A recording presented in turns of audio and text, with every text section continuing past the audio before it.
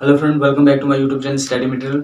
Friend, आज हम start करने वाले हैं डिटरमिनेंट मैट्रिक्स ऑफ ऑर्डर 3। मतलब कोई भी डिटरमिनेंट मैट्रिक्स हमारे पास ऑर्डर 3 में गिवन होगा तो उसको हम किस तरह से प्रूव करना है, मतलब किस तरह से उसको सॉल्व करना है, आज हम उसके ऊपर बात करने वाले हैं। वीडियो को स्टार्ट करने से पहले हमारे चैनल को सब्सक्राइब कर दीजिए, बेल आइकन को ऑल पर सेट कर दीजिए ताकि मैं जितनी भी वीडियो बनाऊँ उनकी नोटिफिकेशन आप तक आराम के साथ पहुँच सके। इस वीडियो से पहले हमने डिटरमिनेंट के ऊपर डिस्कस की थी, मतलब डिटरमिनेंट किस तरह से निकाला जाता है और ऑर्डर 1 और ऑर्डर 2 किस तरह से निकाला जाए। जिनने वो वाली वीडियो नहीं देखी है डिस्क्रिप्शन में जाइए और आपको लिंक मिल जाएगा। तो चलो आज हम इस वीडियो में करने वाले हैं कि डिटरमिनेंट्स ऑफ ऑर्डर 3 किस तरह से निकाला जाता है, मतलब उसको क्या क्या सिस्टम हमें करना पड़ता है और हमारा आंसर आ जाता है। ठीक है, चलिए इसी बात पे करते हैं वीडियो को स्टार्ट।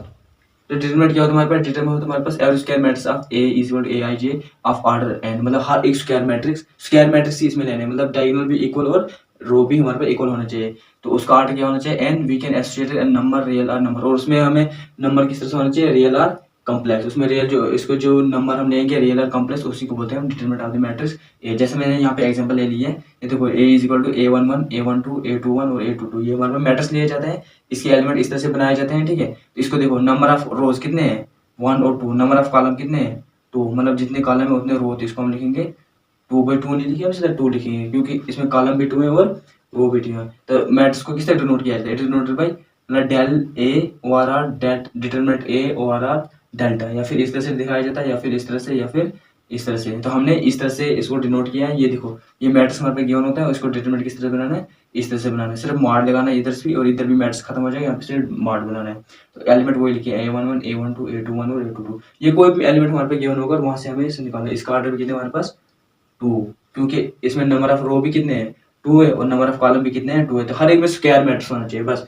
मतलब इसका स्क्वायर मैट्रिक्स का मतलब कॉलम भी इक्वल और रो भी इक्वल, मतलब एन भी इक्वल कॉलम और एम मतलब रो भी इक्वल। ठीक है, तो आज हम डिस्कस करने वाले हैं डिटरमिनेंट मैट्रिक्स ऑफ ऑर्डर 3। मतलब कोई भी डिटरमिनेंट हमारे पास अगर ऑर्डर 3 में गिवन होगा तो उसको किस तरह से निकाला जाता है। तो पहली वाली वीडियो में हमने ऑर्डर 2 के ऊपर बात की थी और ऑर्डर 1 की बात की थी। मैं थोड़ा रिवाइज कर लेते हैं हमने क्या किया था। ठीक है, तो उसमें हमने किया था, अगर ऑर्डर 1 हमारे पास गिवन होता है तो हमारे पास सीधे ऐसे होता है। ठीक है, ए होता है, तो इसको किस तरह से निकालना होता है? इसको जब ये तो हमारे पास मैट्रिक्स होता है, ठीक है, ऑर्डर 1 का, तो इसका डिटरमिनेंट जब निकालते हैं सीधा अंदर एलिमेंट लिखते हैं, बस सिंपल। इस तरह से अगर ऑर्डर 2 होता है तो ऑर्डर 2 किस तरह से लिखता है? A11, इसके मतलब एलिमेंट लिखने थे A21 और A22। स्क्वायर होना चाहिए, इसका ऑर्डर 2 है। तो ये देखो, इसका जब क्या निकालते थे डिटरमिनेंट, तो वो किस तरह से निकालते थे? इस तरह से निकालना था। ठीक है, पहले डिटरमिनेंट बनाना था A11 A12 A21 और A22, ये बन गया डिटरमिनेंट। अब क्या करना था? इसको कुछ नहीं करना है, इसको क्रॉस मल्टीप्लिकेशन करना था, इसको इसके साथ और इसको इसके साथ करना था और हमारे पास आंसर आ जाता था। ठीक है, तो इसको ऐसे करते थे A11 A12, ठीक है, माइनस बीच में साइन माइनस होता था, A21 और A12 इस तरह से किया जाता है। ठीक है, ये हमारे पास आंसर आ जाता था। तो आज हम डिस्कस करने वाले हैं कि मैट्रिक्स ऑफ ऑर्डर 3 किस तरह से निकाला जाता है। ठीक है, देखो इसमें क्या करना है, इसमें एक्सपेंडिंग मेथड लगाना है। क्या करना है हमने? एक्सपेंडिंग मेथड लगाना है। मैं बताता हूँ एक्सपेंडिंग मेथड क्या होता है। एक्सपेंडिंग हमें ये करना है कि मतलब जो ये फर्स्ट रो है इसको हमने क्या करना है और आगे बढ़ाना है, मतलब एक्स्ट्रा लिखना है और कुछ नहीं करना है। जो फर्स्ट रो इसको सिर्फ एक्स्ट्रा लिखना है, बाकी कुछ नहीं। तो डिटरमिनेंट इस तरह से लिए थे और इसके एलिमेंट किस तरह से लिया जाता है, और जब आगे के लिए लिया जाता है रो दिखाया जाता है तो जे, और कॉलम दिखाया जाता है तो आई, इस तरह से दिखाया जाता है। ठीक है, तो इसमें देखो 1 1 1 2 1 3, ठीक है, A21 A22 और A23, फिर 3 लाइन पे जाते हैं A31 A32 और A33। ठीक है, इस तरह से दिखाया जाता है और कुछ नहीं। इसका ऑर्डर हमारे पास 3 है, सिंपल। ठीक है, देखो अब इसमें क्या करना है, एक्सपेंडिंग मेथड लिखते हैं बाई एक्सपेंडिंग मेथड।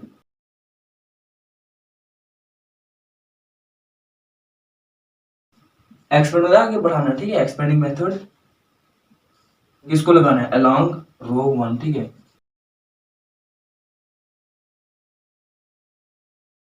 ठीक है, फर्स्ट रो को हमने क्या करना है? एक्सपेंड करना है, बाकी कुछ नहीं करना है। देखो दिखाया किस तरह से जगह था और फिर निकलता है हमारे पास क्या क्या है। तो A11 को जब दिखाया जाता है इसको मल्टीप्लाई करना पड़ता है -1 से। जैसे A11 तो इसको एक्सपेंड इस तरह से करने थे। देखो पहले इसमें क्या करना था, ये हमारा फर्स्ट रो है ना, ठीक है, फर्स्ट रो का फर्स्ट एलिमेंट पकड़ना है और उसमें हमने मल्टीप्लाई करना है -1 से। तो किसको मल्टीप्लाई करना है? -1, और इसको देखो, इसके एलिमेंट इसके मतलब I और J क्या है? 1 1, तो इधर I प्लस J लिखना पड़ता है। ठीक है, इस तरह से दिखाया जाता है। तो मल्टीप्लाई में मतलब जो भी एलिमेंट होगा इसको ऐसे करेंगे -1, इसमें I क्या है? 1 प्लस J भी क्या है? 1, और मल्टीप्लाई A11, इस तरह से दिखाया जाता है। तो इसका आंसर क्या आएगा हमारे पास? देखो 1 + 1 -1 रेज पावर 2 और A11। इसका मतलब ये निकलता है कि -1 के ऊपर जो स्क्वायर होगा तो वो 1 हो जाता है, ठीक है, मल्टीप्लाई बाई A11। तो ये जब इसके साथ मल्टीप्लाई हो जाता है क्या आएगा A11, फिर से वही एलिमेंट आता है, ठीक है, मतलब इस तरह से करके फिर से इस तरह से A12 पकड़ो, उसमें क्या आएगा A12 को जब पकड़ेंगे इसी -1 से उसको भी मल्टीप्लाई करना है, उसको भी I प्लस जे लिखो।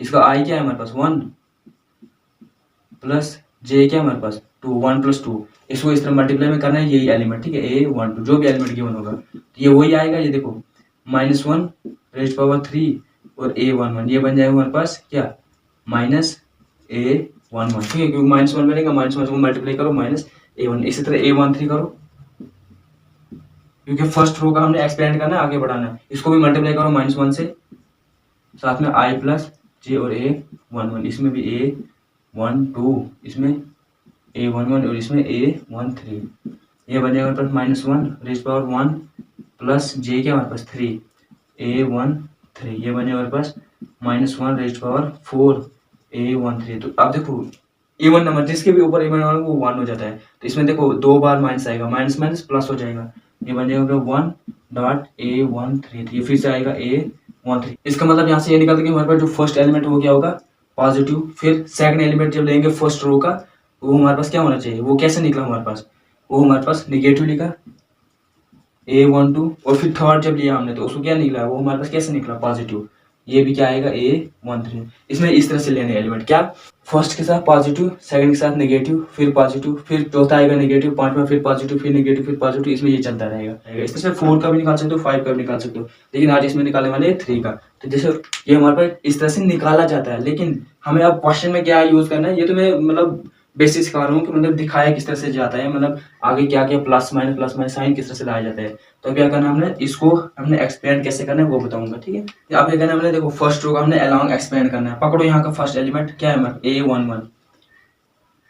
A11, और साथ में देखो इसमें क्या करना है, जब ये A11 ना इस वाले पूरे कॉलम को, फर्स्ट कॉलम को कैंसिल कर दो, फर्स्ट रो को भी कैंसिल कर दो, फर्स्ट कॉलम को भी कैंसिल कर दो, याद रखना, ठीक है, मतलब इसका इस एलिमेंट के साथ जो फर्स्ट रो मिलता है वो जो फर्स्ट कॉलम मिलता है उसको पूरा कैंसिल कर देना, वो हमने नहीं लिखना है, इतना जितना नहीं लिखना है बाकी सारा लिख लेना है, तो इसको हमने कैंसिल कर दिया, ठीक है। A11 के साथ में जो रो बनती है वो कैंसिल कर दो, फर्स्ट रो, A11 के साथ जो फर्स्ट कॉलम बन रही है वो भी कैंसिल कर दो, तो हमारे पास क्या बच रहा है, इतना जितना बच रहा है, देखो A22 और A23, A32 और A33 बच रहा है हमारे पास, ये एड्रेस लिख लो, ये बन जाएगा हमारे पास A22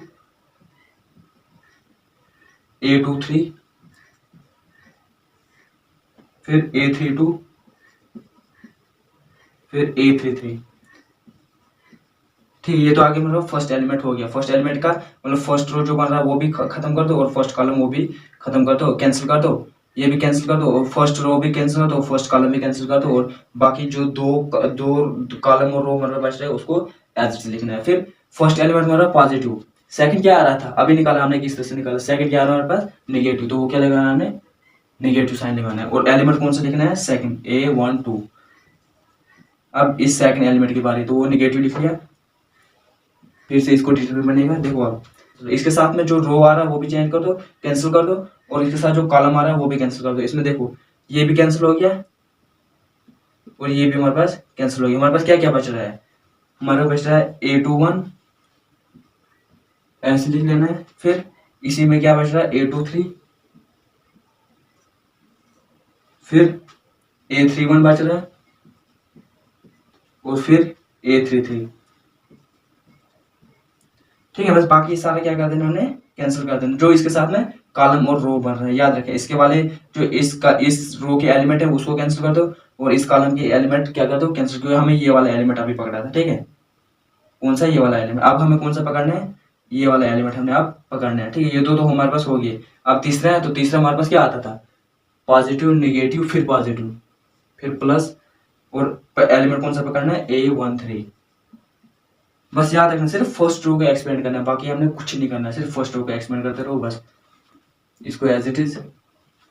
अब देखो इसके भी क्या, इसके साथ में रो कौन सी भर रही है ये वाली, इसके एलिमेंट सारे कैंसिल कर दो, और कॉलम कौन सी भर रही है ये वाले भर रही है, इसको सारे को कैंसिल, इस सारे को हमने कैंसिल कर दिया, हमारे पास क्या बच रहा है इतना सारा बच रहा है हमारे पास A21 A22 A31 A32, बस इतना करना है और कुछ नहीं करना है, ठीक है। अब हमें क्या करना है, अब इसको हमने हल करना है, बस बाकी कुछ नहीं। इज इक्वल टू, इधर भी लिख लेता हूँ, ठीक है। अब हमें क्या करना है, पहले हमने इसको हल करना है। ये देखो, इस ये जो अब जो हमारे पास टू ऑर्डर का बना है, ये भी टू ऑर्डर का, ये भी टू ऑर्डर का और ये भी टू ऑर्डर का बना है। तो टू ऑर्डर का हमने ऑलरेडी डिस्कस किया, तो उसमें क्या करना है, हमने क्रॉस मल्टीप्लिकेशन है, इसको इसके साथ करना है, इसको इसके साथ करना है।